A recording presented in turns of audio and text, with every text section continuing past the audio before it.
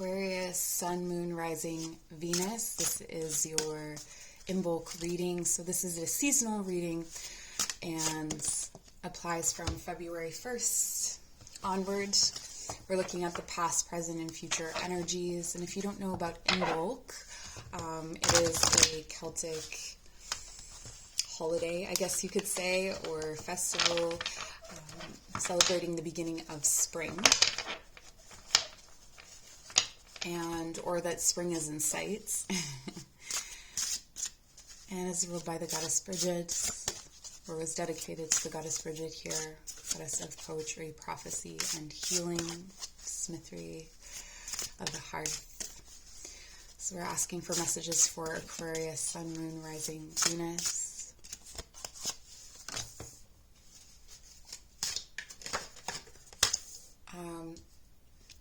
So there's a couple of themes that have come up before even pulling these cards or before even looking at these cards, and they involve, so there's blackout blinds. It's like something is going to go dark that was once bright, but trust that you know from times that you were illuminated before or from your experiences before that you know how to navigate that space in the dark. The other thing that's coming up is territories. So whatever that means to you, it could be to do with your home, it could be to do with what you believe is your territory, maybe at work or in relationships, that there's going to be some sort of, maybe even not just a shift, but like a swap, I want to say. So let's take a look at what you have here. Reflection.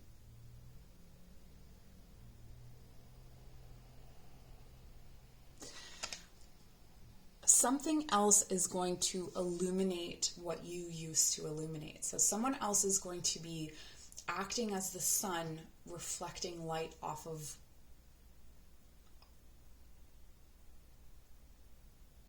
you. It's like you become the moon. Or you have become the moon. Maybe you felt this switch happen. So maybe you were in a more masculine role in your life, like you were actively pursuing money or career or anything really.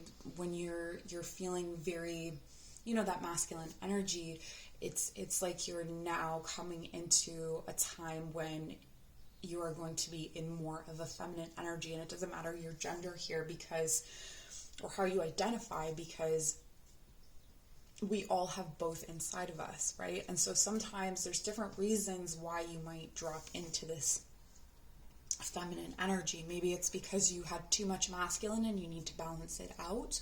Or maybe it's because you didn't have enough masculine coming from the people around you, and now you have that, and it enables you to come into this feminine energy. It really feels like there is a period of adjustment. So you may be in this period of adjustment right now where you're sort of shy about yourself, or you don't really know how to hold this energy without feeling like awkward or strange about it, or again, just shy.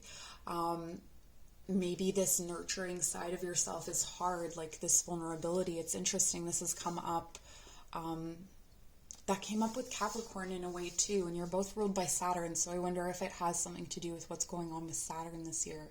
Leave a comment if you know, but there's something about being really vulnerable that's uncomfortable.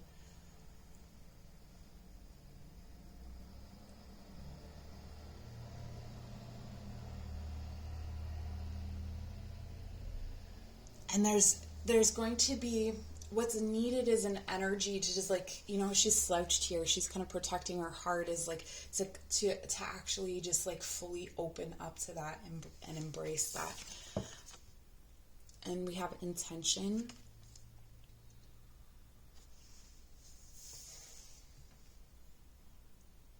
Okay, so the emotions that are going to come up through this process, any intuition that comes up through this process, this is coming from the past, so this may have already happened, is now creating in the present this flow of emotional energy.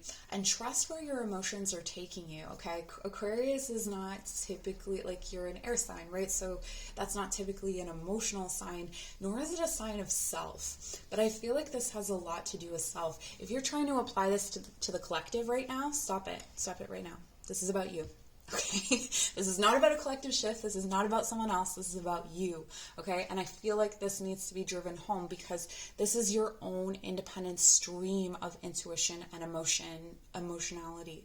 Okay, this is also Circe. She's the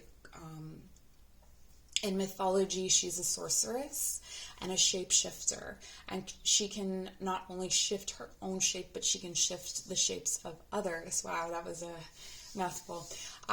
And I think that there's something about you being reflective, you being nurturing, that actually helps to shift others. And for Aquarius, so you feel satisfied here, it does ripple out into the collective when you do this, okay? So trust that when you are reflecting in on yourself and doing this for yourself, that it is then having an effect on others, but you don't have to specifically have an effect on others. You don't specifically have to teach someone or nurture someone. It's in the nurturing of yourself, and you're opening up to this feminine nurturing energy that you're then allowing others to emulate that, or to see that, or to be inspired by that. I feel the magic of this period of time around February, March, I want to say this goes into spring equinox. This present energy goes into spring equinox and almost all the way to Beltane. The magic of this period of time has a lot to do with how you let your emotions out. This could be automatic writing, this could be drawing, this could be, for some of you, it could be a physical thing, like maybe you let it out in dance or something like that, but it's creating this new landscape for you to bring forward. To what we have here is ancestors.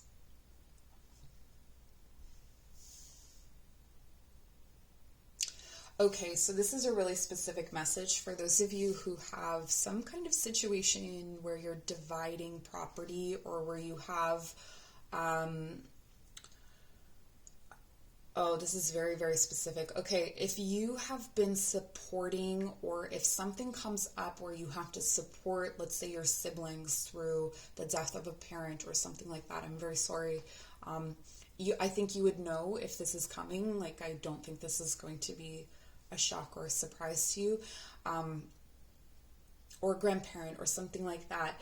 There may be, in this masculine energy, there was the tendency to resent that you had to be that person, or resent being the strong one, or and what I'm feeling here is that you are meant to be, it's like, it's part of your gift. And so rather than resenting it, again, remembering that this is part of that gift that you have to give, right? So embracing those kinds of gifts, embracing your ability to support your family, but also that you may be more connected to your ancestors than anyone else is. And so that is a gift also. There is something about, okay, for those of you who have a situation in mind with your grandparents specifically, like maybe you were a child and you watched your grandparents, their relationship, or what they did with each other, or how they interacted with each other, there's something really significant about that. Maybe you've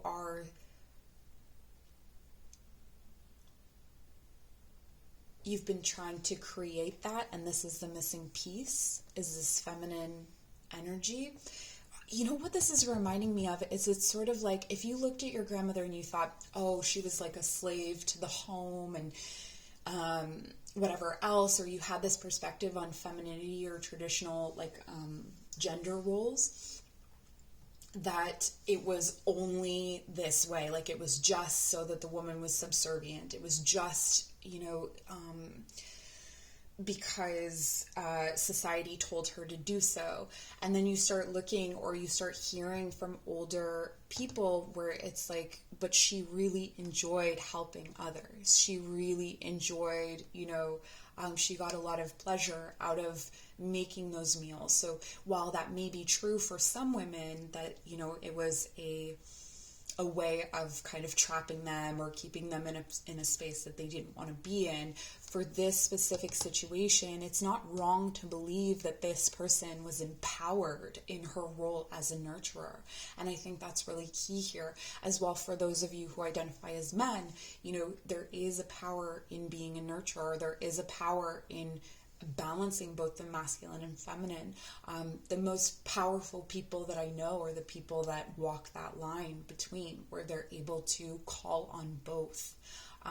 And so it's sort of like, if you really identified with your grandfather or your father or something like that, or this could go even beyond that, or an older couple that were in your life, aunt or uncle or something like that, I feel you really connecting with that feminine energy and that feminine entity. We have the card of music. Okay, so this may come through in...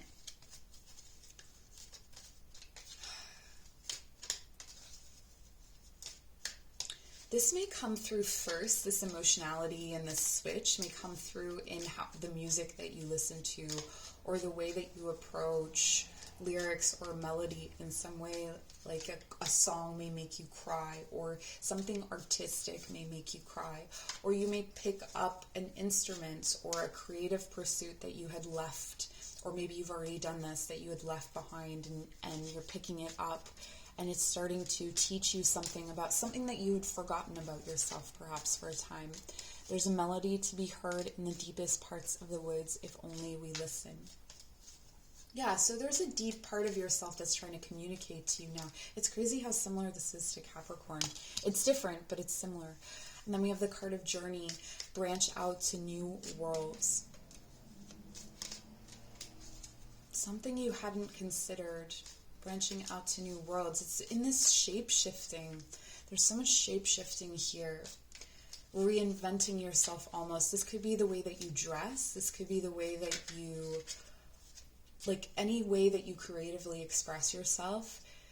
Maybe you have a natural, this is a weird message, maybe you have a natural way of walking that you actually edit, or you change, or you modify, so that when you're walking down the street, you're actually controlling your movements in a certain way. And this would be like allowing things to just kind of naturally move in all areas of your life. Oh, this is beautiful. And joy. I think that there's a lot of joy to be had here in family and in connection with especially older members of your family. Even if you don't... This is like scanning your past for the good stuff. So maybe you've gone deep into the shadows at different points in time, or maybe you're very aware of the things that people did wrong or the things that really upset you. But this is kind of delving into like, what was peaceful, what was beautiful, what did I learn, what gifts were given to me, even from those people that I don't get along with, or that, I had a bad mother, or I had a mother that was cold and didn't really love me. Well, what did she give you? Like, what, maybe you have beautiful eyes and they're from her, and you can appreciate that, and you can appreciate that kind of lineage. But there's definitely letting some things come to rest as well, and being more peaceful about forgiving the past for what it didn't know, and spread seeds of joy like a wildflower, and no doubt you will revel in the results. So spread seeds of joy like a wildflower, and no doubt you will revel in the results. So this is kind of like an echo, like that and this came in the Capricorn reading too, but in a different way. It's like this, you teach the older people in your family in your behavior how to treat you or how to behave to other people or how to have that compassion. And it's okay to have those conversations with people that don't understand or that don't agree with you about where humanity is at. Aquarius, you can have the tendency to not talk about it with people if you feel, or to shut down people that maybe hold the opposite viewpoint. But it could be really helpful for you to tap into this emotional thing and talk about it from an emotional perspective. Someone can disagree with an idea, but they can't disagree with how you feel about something. And they can, but it doesn't hold up, right? Like if someone disagrees, like if you're like, well, this makes me feel really uncomfortable, they can't say, no, you're not uncomfortable. Like, yes, you are uncomfortable. And if they do come at you with the, no, you're not uncomfortable, you know that there's no basis for that, right? So this has gone on a little while, longer than some of the other readings. Please do check out your other signs for more if you feel called to. And I appreciate you so much. Thank you for being here. Take care.